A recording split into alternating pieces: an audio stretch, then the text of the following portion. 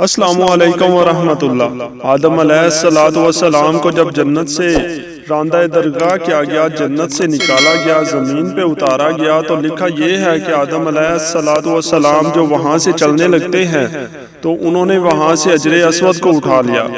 حجر اسود کو بطور موڑے کے یعنی بیٹھنے کے لیے ایک سیٹ کے طور پر حجر اسود کو بغل میں لے لیا اور زمین پر اتار دیے گئے۔ اور دوسری روایت میں آتا ہے کہ جس رات میں آدم علیہ السلام کو آسمان سے زمین پہ اتارا گیا تو اس رات میں آدم علیہ السلام بڑے وحشت محسوس کر رہے تھے، بڑے مایوس، اور پوری اس دنیا کی حقوق عالم کے اکیلے رات کو اور ایک مایوسی اور وحشت طاری ہے۔ اسی رات میں اللہ تبارک و تعالیٰ نے جنت کے دو جواہر یعنی ایک حجر اسود اور دوسری مقام ابراہیم، یہ دو پتھر اللہ تبارک و تعالیٰ نے اس رات میں آدم علیہ السلام کے ساتھ اتار دیے۔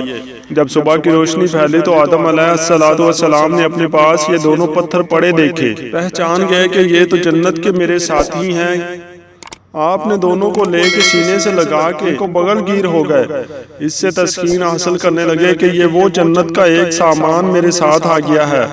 اس طریقے سے اللہ نے ان دونوں پتھروں کو زمین پہ اتارا۔ اور عجیب بات ہے کہ ایک حدیث میں آتا ہے کہ آدم علیہ السلام جو حجر اسود لے کر آئے تھے، اصل میں حجر اسود ایک فرشتہ تھا۔ آدم علیہ السلام کو جنت میں اللہ تبارک و تعالیٰ نے آباد کیا، ایک فرشتے کی نگرانی لگا دی تھی کہ وہ آدم علیہ السلام کی نگرانی کرے، اور ان کی تمام جنتی ان کے لیے مباح ہیں، لیکن یہ کہ جو ایک درخت ہے اس درخت کے کھانے سے ان کو منع کیا گیا ہے، تو تم اس کی نگرانی کرتے رہو کہیں آدم علیہ السلام اس درخت کا پھل نہ کھائیں۔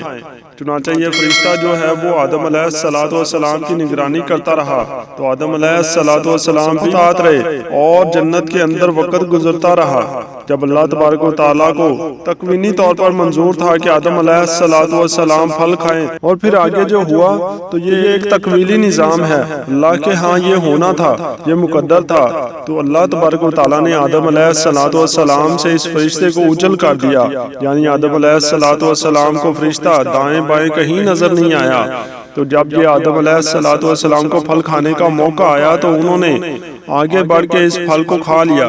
جیسے ہی پھل کھایا تو اللہ تبارک و تعالیٰ کے ہاں ظاہر ہے کہ ایک خاص قسم کا غضب نازل ہوا۔ اسی ہیبت اور دبدبے کے عالم میں اللہ تبارک و تعالیٰ نے اس فرشتے کی طرف دیکھا۔ جب اس ہیبت کے عالم میں اس فرشتے کو دیکھا تو فرشتہ خوف سے پتھر بن گیا اور وہ حجر اسود کی شکل کے اندر قائم ہو گیا، اور جس کو آدم علیہ السلام زمین پہ لائے۔ اس کی تائید میں ایک دوسری حدیث یہ ہوتی ہے کہ نبی اکرم صلی اللہ علیہ وسلم فرماتے ہیں کہ کل روز قیامت میں جب حجر اسود میدان حشر میں آئے گا تو اس کے دو کان ہوں گے، اس کی دو آنکھیں ہوں گی اور اس کی زبان ہوگی، ہاتھ ہوں گے، گویا پورے ہاتھ پیر کے ساتھ یہ میدان حشر کے اندر پہنچے گا۔ اور ساتھ ہی نبی اکرم صلی اللہ علیہ وسلم نے فرمایا کیونکہ حجر اسود اصل میں ایک فرشتہ تھا، وہاں اللہ تبارک و تعالیٰ دوبارہ اس کو انہی اعضاء کے ساتھ ظاہر کریں گے، اور وہاں پہنچ کر پھر دنیا کے اندر ان کو بوسہ کرنے والے جو لوگ ہیں ان کے حق میں گواہیاں دیں گے۔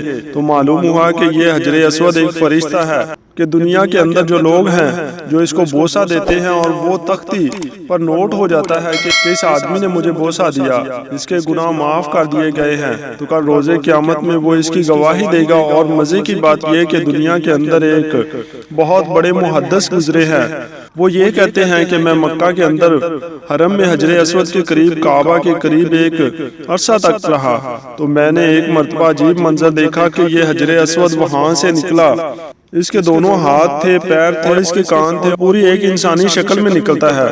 وہ نکلا اور کافی دور تک ٹہلتا ہوا اور دوبارہ وہ اسی جگہ قائم ہو گیا اور اسی طرح پتھر کی شکل اختیار کر گئی۔ اس روایت سے تائید ہو گئی ہے کہ جو ایک بہت بڑے محدث نے یہ نظارہ دیکھا تو معلوم ہوا ہے کہ حدیث میں آتا ہے کہ جب حجر اسود کو کوئی حج یا عمرہ کرنے والا بوسہ دیتا ہے تو حقیقت میں وہ اللہ سے مصافحہ کرتا ہے۔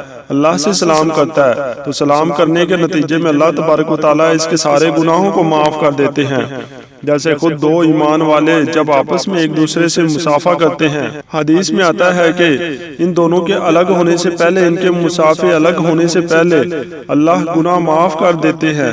تو وہاں حجر اسود کو مصافحہ کیا، گویا کہ اللہ سے مصافحہ کیا ہے۔ تو اللہ سے مصافحہ اور گناہ معاف نہ ہوں، یہ کیسے ہو سکتا ہے؟